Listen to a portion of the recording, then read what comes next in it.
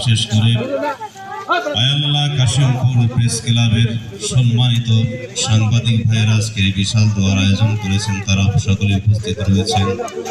সম্মানিত সভাপতি সাহেব, সাংবাদিকতা করি, আমাদের অনেক অপারগতা আছে এবং সেটা থাকবেও।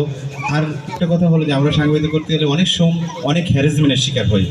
আমাদের তাৎক্ষণিকভাবে এসি মহোদয় আছেন, আমাদের আইন শৃঙ্খলা বাহিনীর দরকার হয় যে আমাদের প্রোটেকশন দেওয়ার জন্য। আমি চাইবো যে স্যার যদি এটা তাদেরকে বলে দেন যে না, সাংবাদিকরা যদি কখনো কোথাও আক্রান্ত হয় সাথে সাথে যেন আমাদের পুলিশ ভাইরা আমাদেরকে সাহায্য করে।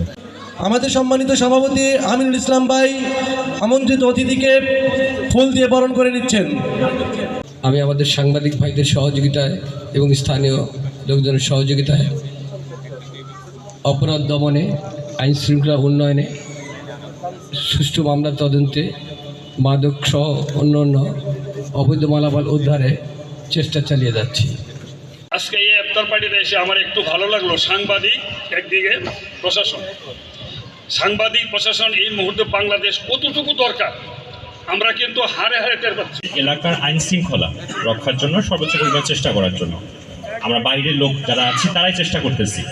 আপনারা যারা নিজের এলাকার লোক আছেন তারা তো চেষ্টা আরও বেশি থাকা উচিত, আন্তরিকতা বেশি থাকা উচিত, সদিচ্ছা বেশি থাকা উচিত এবং আমাদেরকে এই জায়গাতে সহযোগিতা এবং সাহায্য বেশি করা উচিত।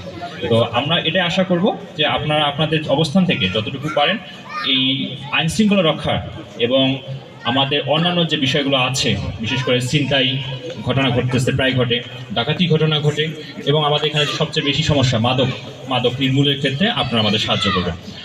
আপনারা হচ্ছেন জাতির বিবেক, আপনাদের দ্বারাই এই জাতি এই দেশটাকে দেখে। সুতরাং আপনারা যেটা রেকর্ড করবেন, যেটা সত্য উপস্থাপন করবেন, এটা যাতে একনিষ্ঠ বস্তুনিষ্ঠ সংবাদ হয়, এই দেশের উপকার হয়।